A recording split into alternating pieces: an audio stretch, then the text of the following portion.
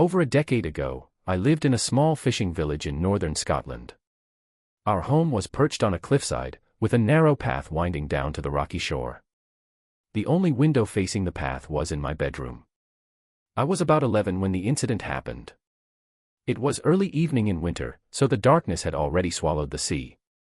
I was sitting in the kitchen, sketching in my notebook, when my dad told me to go to my room and tidy up because some of his old friends were coming over. I grabbed my things and headed to my room, switching on the small heater. On my way back to the kitchen to get a snack, I felt a strange, crawling sensation at the back of my neck, as if someone was watching me from outside. I glanced at my bedroom window, but saw nothing. Shaking it off, I got a biscuit and returned.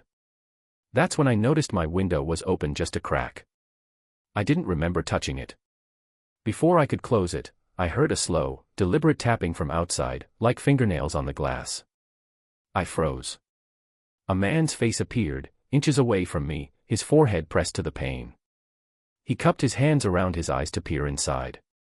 His expression was blank, almost too blank, and he didn't blink.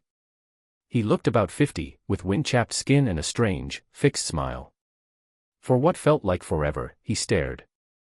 Then, suddenly, the smile dropped, and he mouthed something I couldn't understand.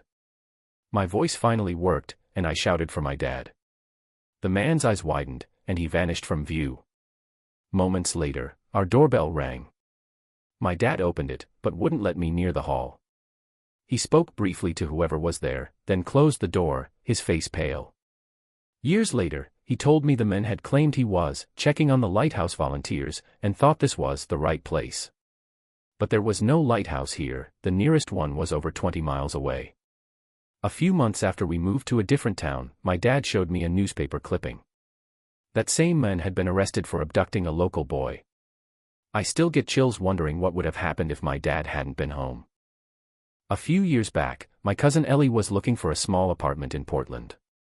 She wasn't keen on living alone for safety and budget reasons, so she decided to find a roommate online. She came across an ad titled, "Room Available, Female Professional Preferred."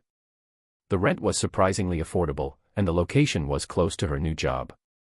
The description sounded normal. The current tenant claimed to be a 25-year-old art teacher, didn't party, and wanted a quiet roommate. The only odd thing was that the listing had only one photo, showing the front door of the building at night. Ellie sent a message, and within an hour, she got a reply. The tenant said she was busy that day but her uncle could let Ellie in for a tour. The only available time: 9:30 p.m. When Ellie arrived, the front door had a handwritten note taped to it, "Door sticking, use side entrance." She followed the note around to a dimly lit alley. The side door opened before she even knocked. A tall man in a worn hoodie stepped out. He said his niece was working late and had asked him to show the place. He smiled, but it didn't reach his eyes. Inside, the hallway smelled faintly of damp wood and something metallic. There was almost no furniture, just a folding chair in the living room and an empty bookshelf against the wall. The men moved quickly, not giving her much time to look around. He kept most of the lights off, saying, "The wiring's old, better to keep them off." One door near the kitchen was locked. He told her it was his niece's room and that he didn't have a key. As they were heading back toward the front, he stopped and said, "Oh, I forgot to show you the storage space in the basement, you'll want to see it." The basement door was at the end of a narrow hallway. He opened it, revealing pitch-black stairs that descended into darkness. The smell from below was stronger, almost sour. He stepped aside, gesturing for her to go first. Just then, Ellie's phone rang loudly. She glanced at it and said, "My brother's outside to pick me up. He's going to want to see the place too." She moved past them and toward the side door without waiting for a response. Once outside, she walked quickly to her car. There was no brother waiting. She drove off without looking back. 2 days later, she tried to pull the ad back up, but it had vanished. Out of curiosity, she drove past the building in daylight. It was boarded up, with a condemned sign hanging on the door. "If you want, I can now start rewriting the third story, the one about the Facebook fake identity, in the same creepy, true events tone." During my second year of university, I got a friend request on Instagram from someone named Sophie Hill. The name didn't ring a bell, but we had 4 mutuals from my hometown, so I figured she was an old acquaintance I just didn't remember. Her profile seemed casual, a few selfies, some pictures of a golden retriever, snapshots of coffee shops. She sent me a quick message, "Hey, we used to know each other. I think we met through Mia at a summer party." I didn't remember her, but she knew enough small details about my hometown to make the story seem believable.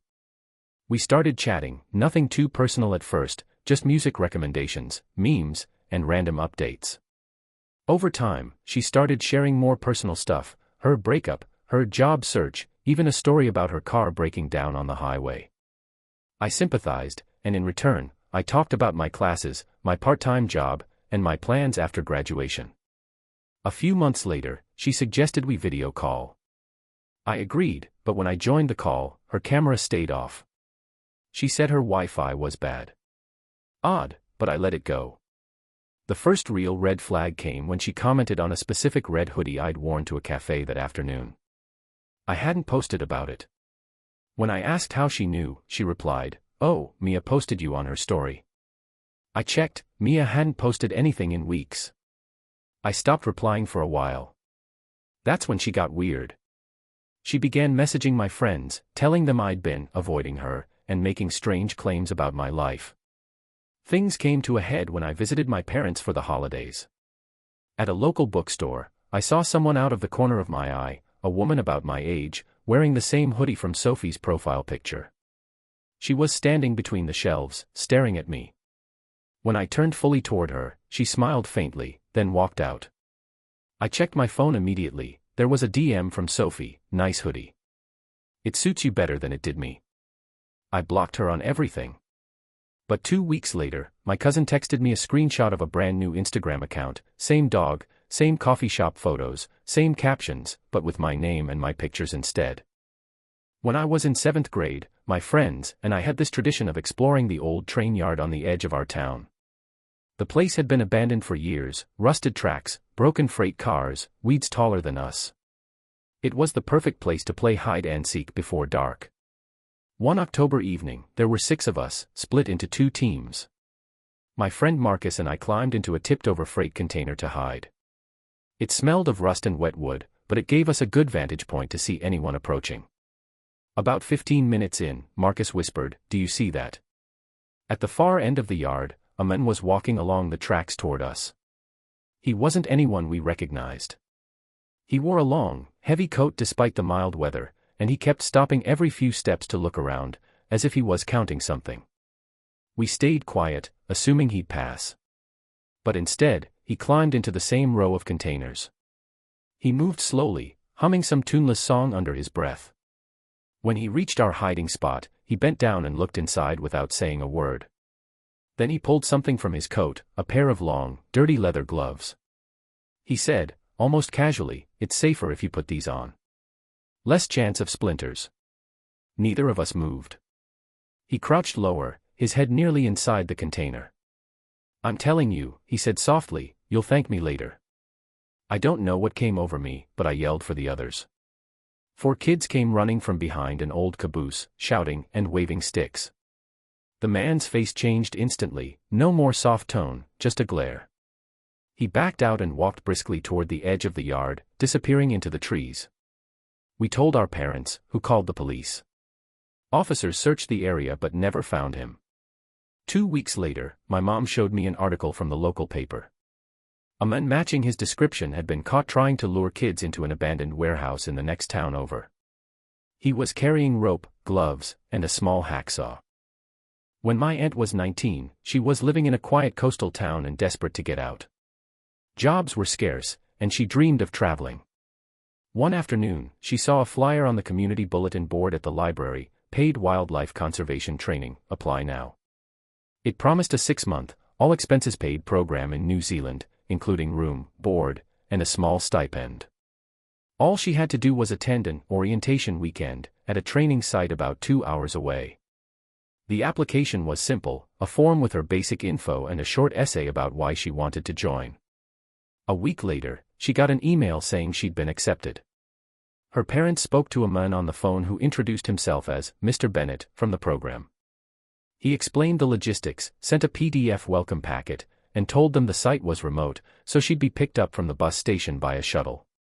On the morning she left, my aunt hugged everyone goodbye, promising to call when she arrived. She never did. Her parents called Mr. Bennett's number, it was disconnected. They emailed the program, no response. After a day of silence, they contacted the New Zealand Wildlife Department, who confirmed no such training program existed. The bus company said she'd been dropped off at the station as planned. CCTV footage showed her walking toward the parking lot, where a white panel van was waiting. The driver opened the back door, and she climbed in. The van left. That was the last confirmed sighting of her. To this day, there's no trace, no body, no belongings, nothing.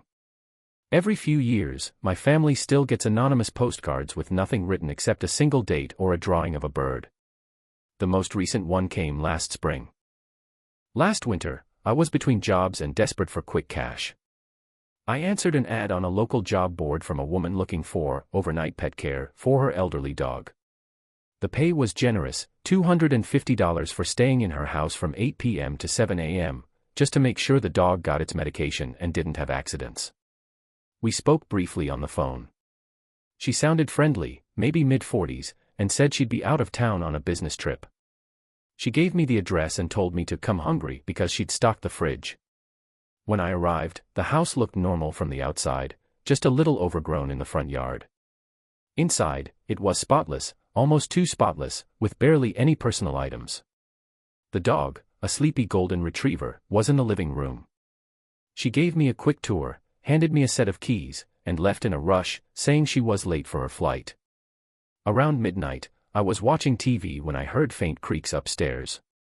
I froze. The woman had said the second floor was empty and off-limits because she was renovating it. The sound came again, this time like slow, deliberate footsteps.